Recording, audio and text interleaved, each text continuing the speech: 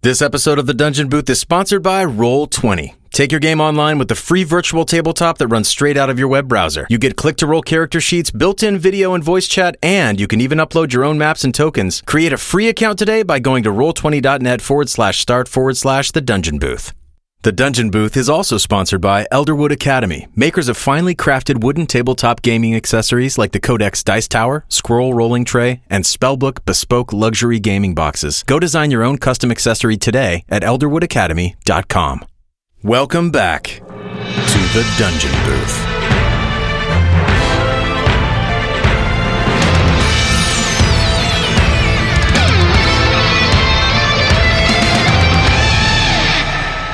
This woman emerges from the house, and she has her hands up over her head. She comes over to you, and as she crosses the lawn, you see that she's barefoot. Her feet are calloused and unkempt. It looks as though she's been climbing around on a rock pile, and she wears her beautiful auburn hair to her shoulders. She has piercing blue eyes. Wow. She stands about 4.5 feet tall. She wears a lovely but dust-covered green dress and white scarf with a finely stitched green flower pattern along the hems of the dress and covering the scarf. And as she passes the orange statue, she pats it with her hand, and the statue's face softens into a look of adoration. Looks like he's very happy to see her. And she says, I must apologize for the test, adventurers. I had to ensure that you had the bravery to face a stone golem like this one. You see, most common folk are terrified by their presence, and few would defend themselves from one, something you may well have to do very soon. But I'm getting ahead of myself. Please come inside so that we can get comfortable and chat. and please welcome to the game Sally Hayden, who's joining us. She is Hi, Sally. doing a featured guest cameo here in the role of the Professor Etheldred Bennett. It's kind of a hard name to say. It is. So what do you guys do? You just got attacked by a golem.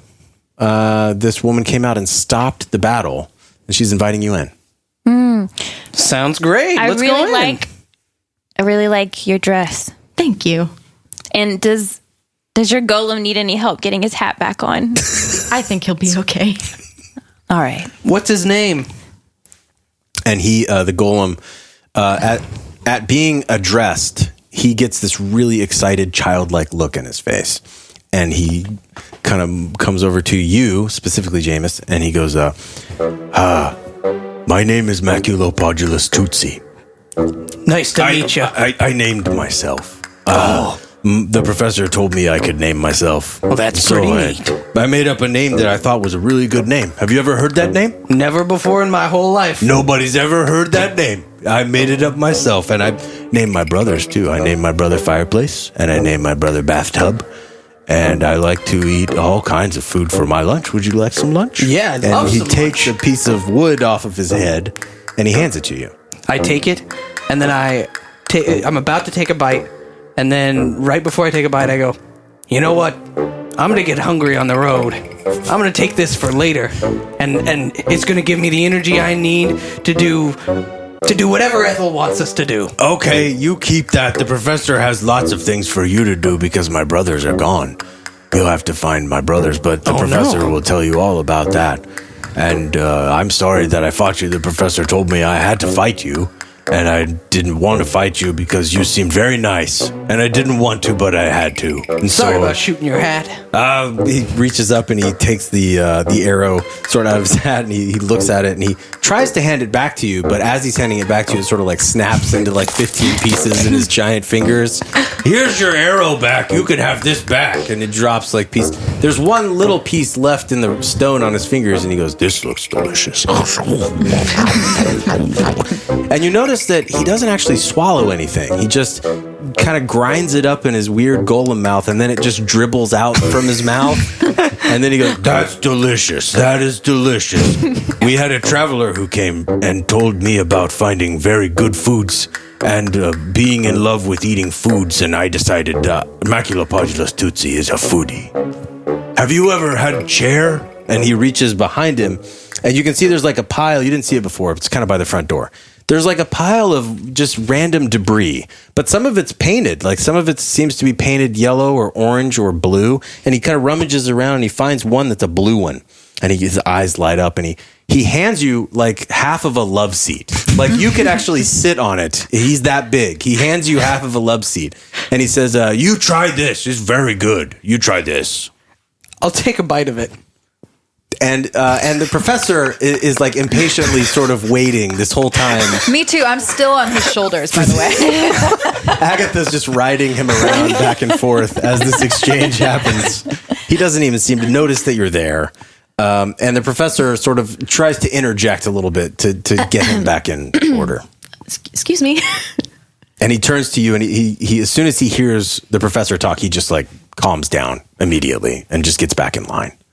He puts the love seat back down in his little pile with the rest of his colored things.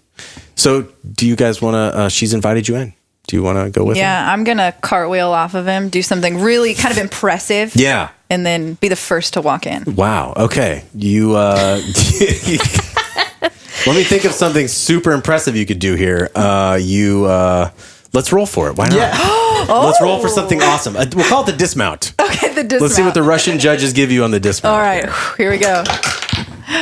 19. So you're just wasting your awesome rolls on this, but it is awesome. You stand up and you sort of like do a T-pose. You put your arms out to the side, and then you bend your knees and you perfectly swan dive backwards. And as you're in the air, you do 3 flips in the air, and then when you land, it looks like you're going to over-rotate and land on your head, but instead at the last second, you push one arm out and you land just perfectly on one arm. So you're upside down. You've landed on one arm. And the reactions of the people around you is just stunned disbelief that you were able to do this. What a woman. And Somebody did their stretches. And Maculopodulous Tootsi goes, there is a bug. Somewhere there is a bug. And he sort of like starts looking around for whatever that thing was that just happened. Think you want to go inside or? Mm-hmm. I mean, I think it's time to go inside.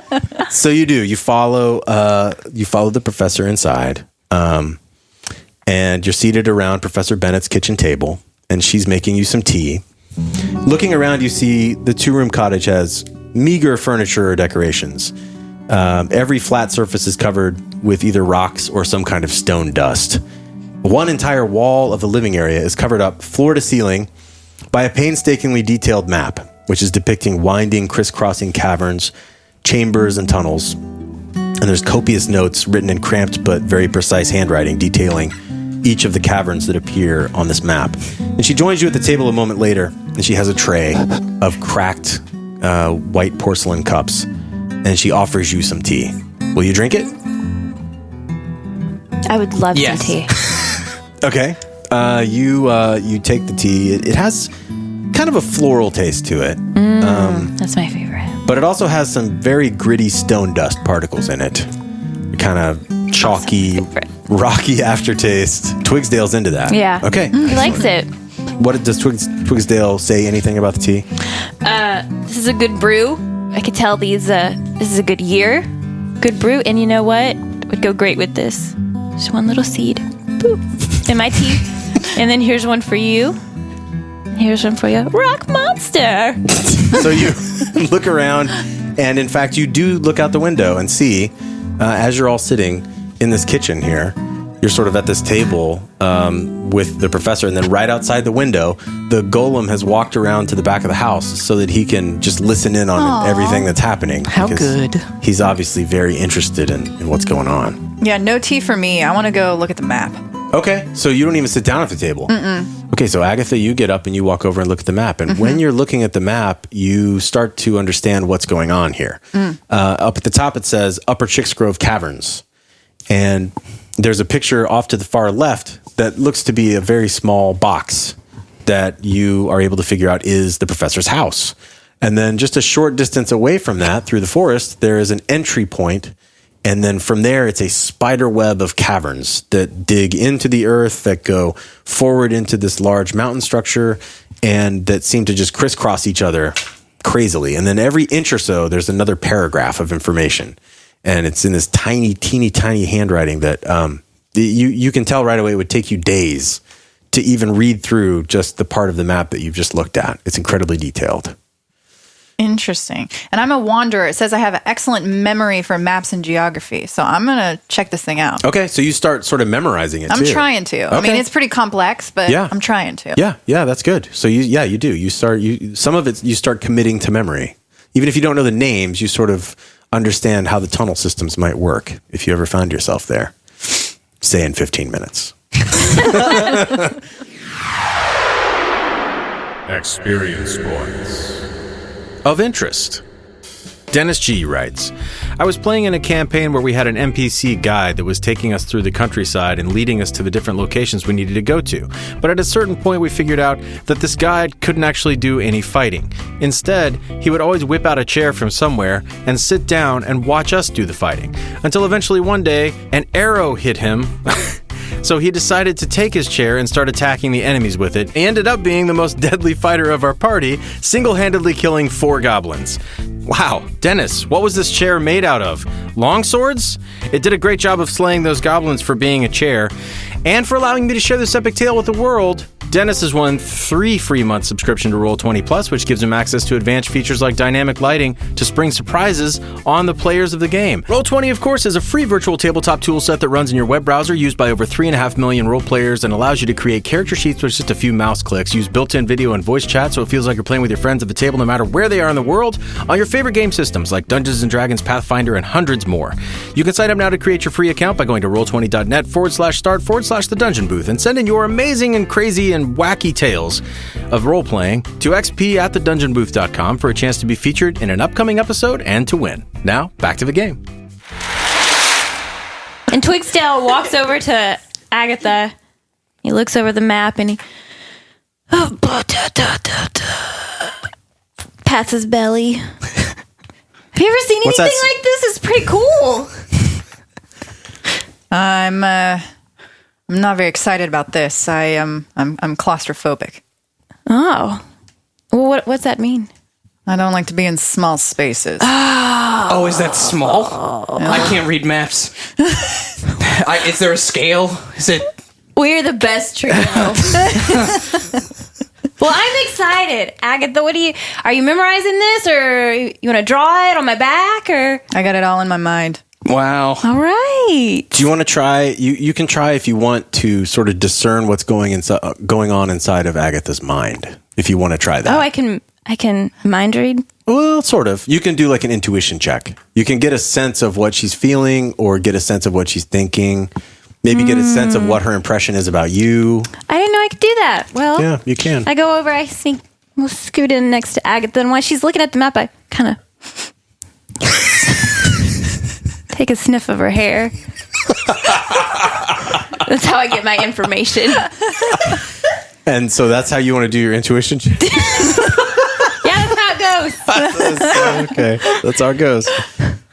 First of all, how do you react to that? And then we'll figure out if Twigsdale can learn anything from that exchange. I'll just be a little wary. I'm not going to do anything. Just a little wary. Just like, wary, who is cautious. This? Yes. Yeah. Okay. Yeah. You're a little frozen in caution at the moment. Okay. Yeah. So let's do a D20 and let's see what you can do. And that will be a 3. Okay. So even with a modifier Of what? Of what thing? it'd be a skill. So you got a skill there for probably investigation. Oh, that's a 0. I do not have that skill. Perception? Okay. You could do perception. Sure. That's a +5. Okay. So with an 8, you smell her hair. And it smells like blood. It smells like it has a coppery smell to it. And you can't tell if it's actual blood or if it's metal. It might be a metal kind of smell. But either one indicates to you a toughness and a grittiness to this person that is not a front. With some people, that could be a front that Right. Twigsdale has encountered before. But with Agatha, it is not. She is very tough through and through. She's a tough nut to crack. So her fingers like kind of stroke through my beard. And I say, do you wash your hair with blood? What's it to you? I just like the way it smells. Oh, well, thank you. Appreciate that. So do you? No, I use Head and Shoulders. I've got a dandruff problem. Ye old Head and Shoulder. Ye old Head and Shoulder. And I feel instantly closer to her because she admitted her dandruff problem. You guys have connected. Now, do you? And I'm not Dr. Phil here. I'm the Dungeon Master. But do you feel like that makes you want to open up and share something about yourself? You know what? I appreciate that openness. And I wish you luck with your dandruff problem. And I reach into my pack and I pull out a little seed.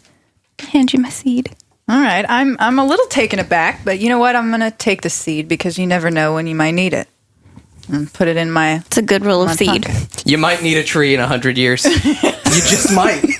You never know. And I glance over to Jameis and I just try to get a scope and see if he's feeling left out, but I think he's all right. While all this is going on, I'm going to go over to Ethel and be like, so what are we here for? Yeah. So this whole time, Etheldred has been standing by the kitchen table, sipping her tea, kind of waiting for you guys to examine the map and look around the place. And she kind of motions you guys, back over. She wants to tell you some more information. So Jameis, she turns to you and she says, I am Professor Etheldred Bennett, the most widely recognized pioneer in the field of rocks, minerals, and material transmutation. My accomplishments include a paper on the effect of various minerals in relation to their potency during transmutation based on their origin. So where they were formed, the location of origin, past or present. and the golem like leans into the window. He puts his face up and goes, where they were formed. And then he kind of just like sits back. He's like a hype man. So say the mountains. The mountains used to be underwater. So What? I know. And Jameis drops his He needs teacup. a second. He drops his need a minute teacup for on the that. table and it shatters. So the materials making up that part of the mountain are going to be a little different. So the sea creatures and the sand. And the golem comes forward and is like, sea creatures. And then he just like sits back again. They can affect transmutation in general. So it's Wait. What is transmutation? Humor me. I'm kind of dumb. it's basically the magic of making something into something else. It's the magic of making something into something else. Thank you. And then he reaches down, he grabs a cinder block, and he just... and there's giant chunks battering the window pane as he's like chewing up the cinder block, and he sits back down. Have any of you heard of me? Can't say I read. Jameis is just unabashed about his illiteracy. Just can't. Excellent. Just can't say I read. I'm still caught up on the whales on the mountain, to be honest. Maybe not whales, but I like where your head's at. What about Agatha and Twigsdale? Have you ever heard of Professor Bennett before? I haven't, but I like the cut of your jib. And how can we help you? Well, I have been mapping the mostly unexplored Upper Chicks Grove cavern system for the past 4 years. That map over there, the one you were just looking at, one day it's going to hang in the Royal Museum of Geology. But more importantly, I've been making new discoveries in terms of interesting materials basically every week, allowing me to craft new things. And as an example, she kind of like motions over to this candle that's sitting on the table in the kitchen. It's burning with a blue flame.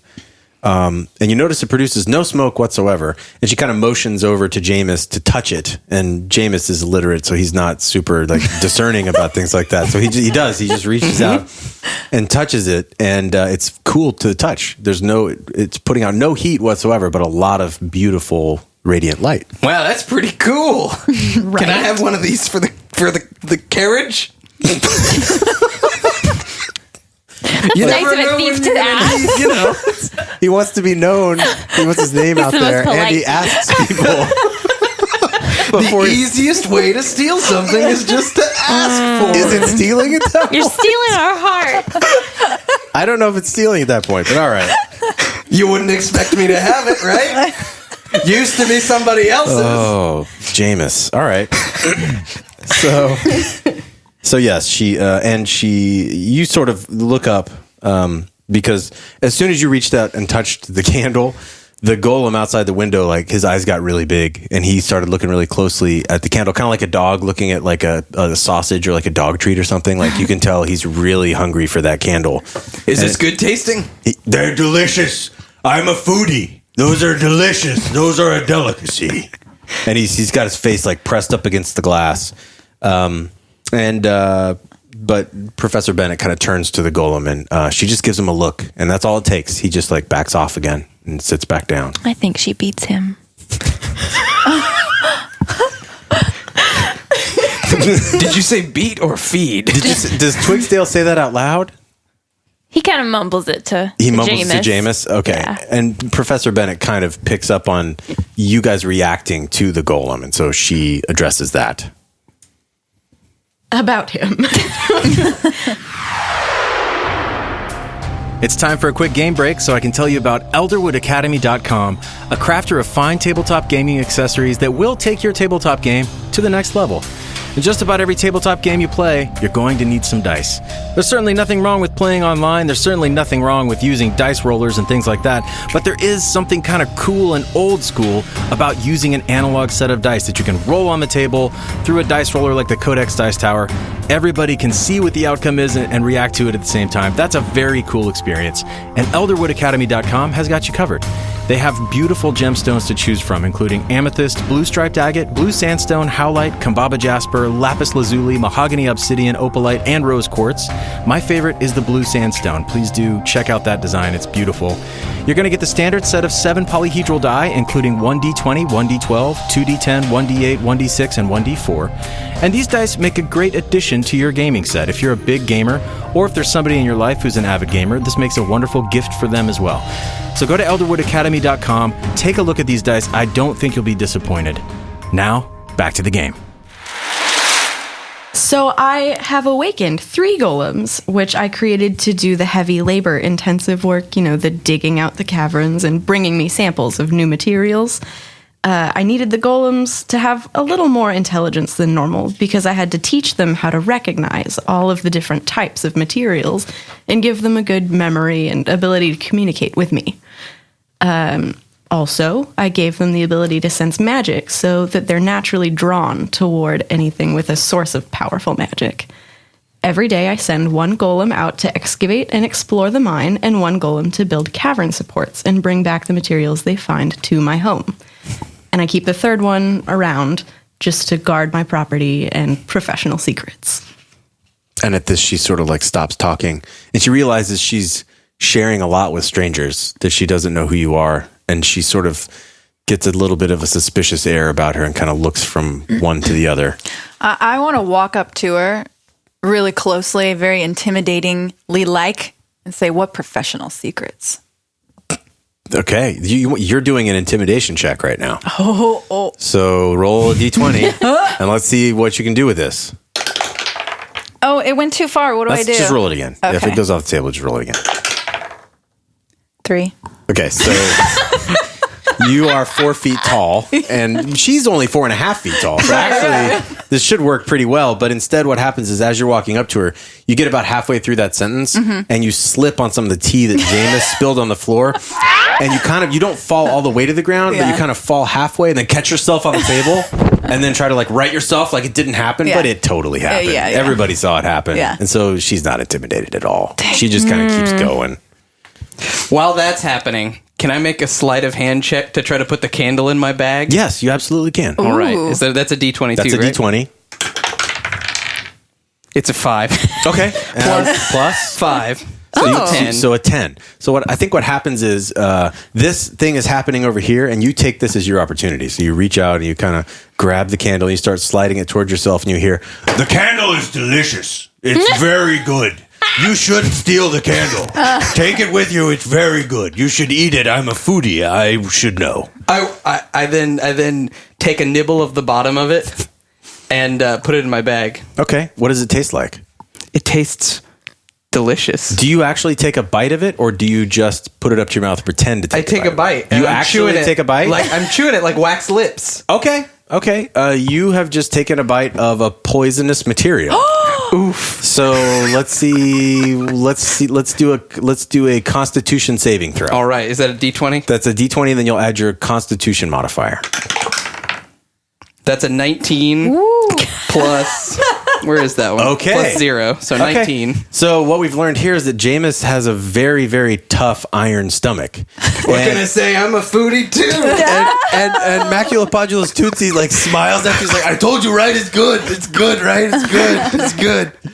And you're fine. You have no negative effects at all, except that it does seem like some of the material that you've eaten is still glowing.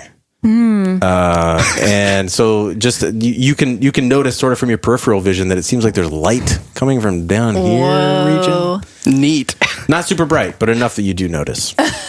I would like to recommend maybe not doing that again. For what it's worth. But you seem fine. So Jameis just has like a giant smile on his face. Like nothing bad happened whatsoever. He has learned nothing. Jameis is good to go and glowing. Literally. Yes, he's glowing. good to glow. Quite literally. Anyway. At the end of each day, they return home and tell me about what they learned of the caverns while I transcribe their findings on the map. But about 3 weeks ago, one of the golems, named Fireplace, didn't return from its work in the caves.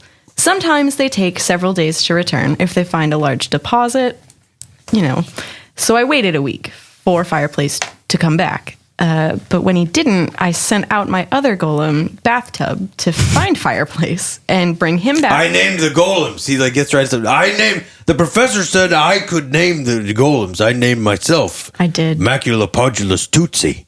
He did. I named my brother Bathtub. Also true. I named my other brother Fireplace. So when he didn't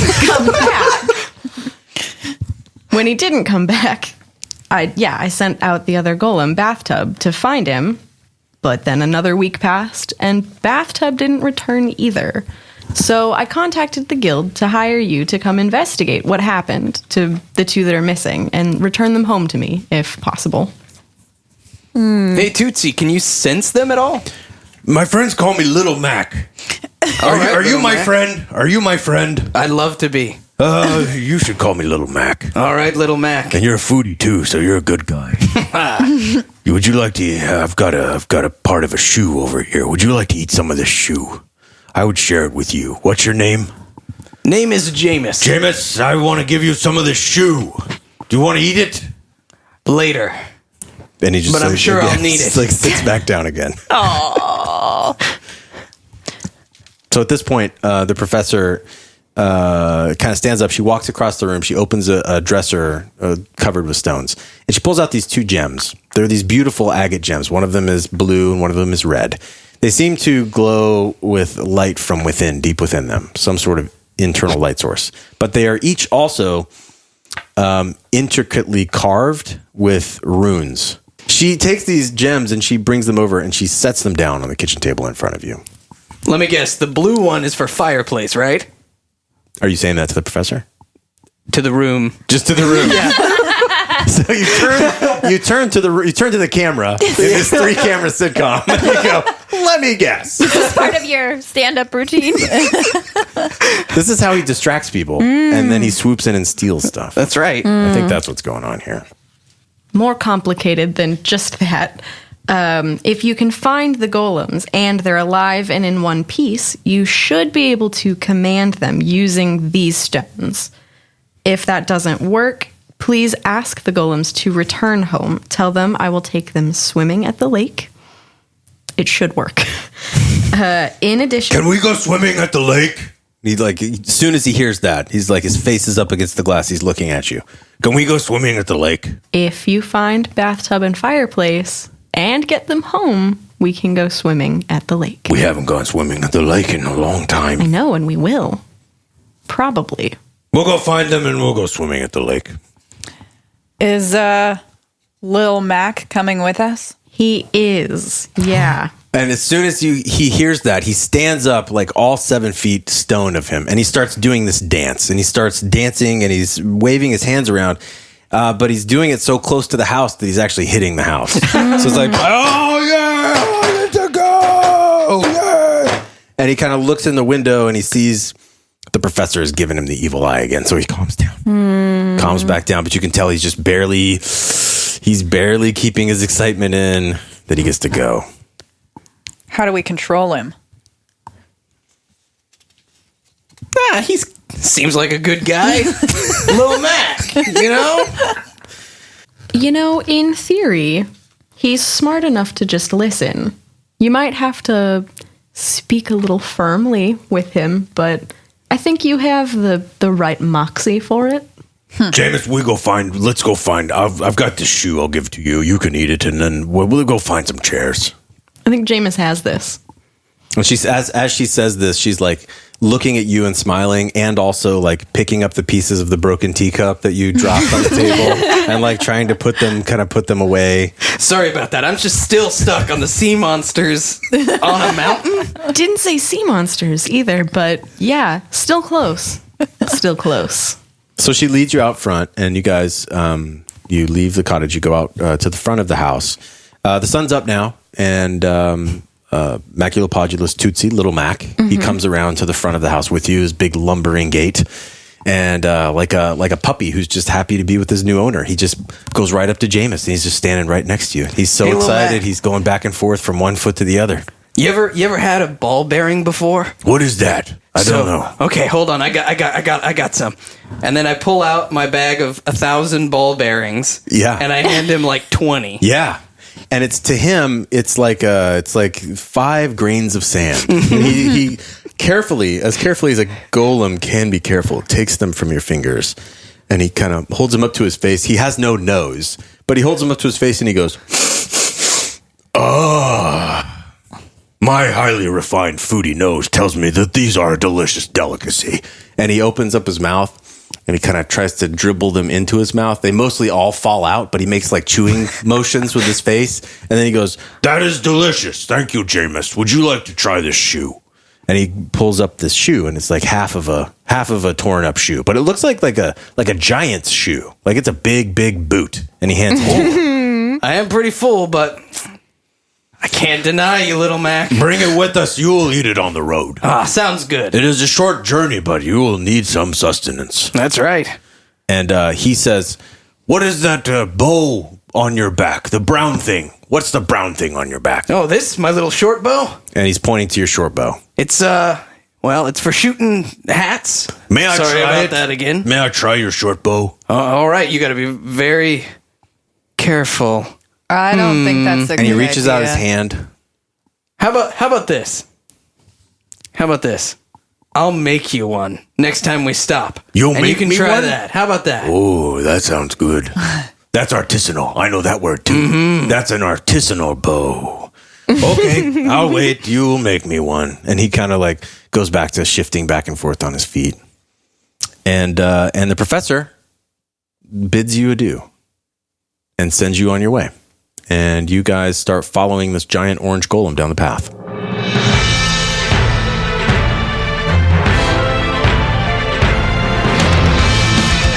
Follow Tia Ballard on Twitter @TiaTooney and on Instagram @MissBallard. Follow Mallory Rodak on Twitter @Mallory, change the O to a 0. Follow Steven Sanders on Twitter @StevenOfOld and on Instagram @Threepwood42. I'm Christopher Wakehamp. Thank you for listening.